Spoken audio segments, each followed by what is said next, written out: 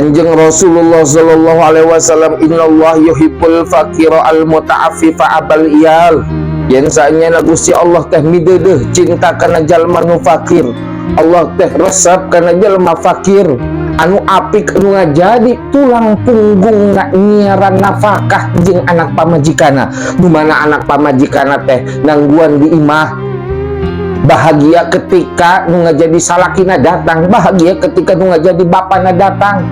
Walaupun sabaraha nyiar duitna, tetapi kegembiraan etalah nyieun kabuahan anak jeung pamajikana. Tah Allah teh rasak ka jelema nu kos kitu.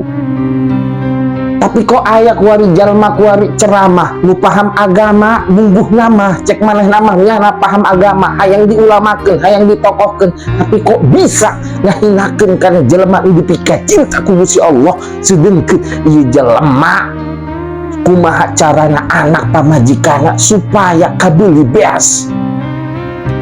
Lebih muliaan jelema nu nyiaran nafkah beas 1 liter 2 liter dibandingkan jeung jelema nu nyiaran agama tapi ngahinakeun kana jalma-jalma nu keur nyiaran nafkah. Lamun ku urang dituju cek Kanjeng Rasul teh kieu, yen saenyana teu aya deui dosa dina babaraha dosa nu bisa ngahapuskeun kana dosa tersebut, baik eta salat teu bisa ngahapuskeun kana dosa tersebut, baik eta puasa moal bisa ngahapuskeun kana dosa tersebut, haji kitu keneh moal bisa ngahapuskeun kana dosa tersebut, umroh kitu keneh moal bisa ngahapuskeun kana dosa tersebut. Cek sahabat bertanya ke Rasulullah, ya Rasulullah, nu kumaha sih nu bakal bisa ngahapuskeun tina babaraha dosa ka hiji jalma teh? Cek Kanjeng Rasul, al-humum fi talabil ma'isyah. Nu bisa ngahapuskeun tina mang pirang-pirang dosa adalah ketika aya hiji jalma lelah payahna nyiaran nafkah jeung anak pamajikana. Kuari keur viral penceramah ngahinakeun kana jalma-jalma nu tujuanna teh manehanana hayang ngabahagiakeun anak pamajikana supaya beuteungna teh katandean, supaya beuteungna teh ulah peurih tapi kok dihihina.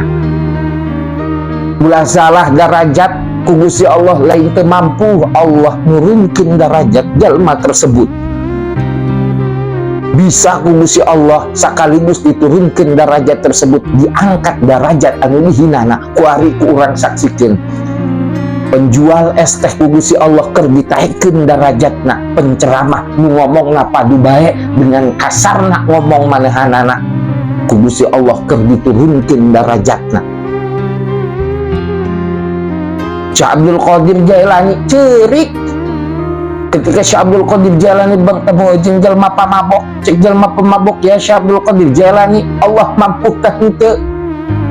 Syekh Abdul Qadir ceurik sujud ka Gusti Allah.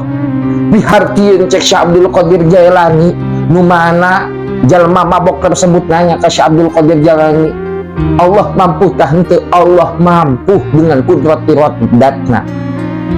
Syekh Abdul Qadir saking sieuna, saking ku sieun-sieuna lantaran Gusti Allah teh maha kawasa nyabut kawalianana jalma nu mabok bisa diangkat jadi wali, bisa. Jalma nu diluhur bisa diturunkeun, nu dihandap bisa diluhurkeun ku Gusti Allah.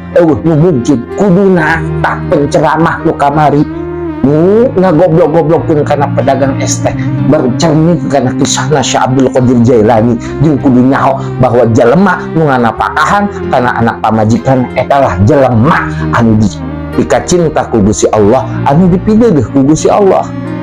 Jeung jalma tersebut keur ngahapuskeun dosa-dosana lantaran naon?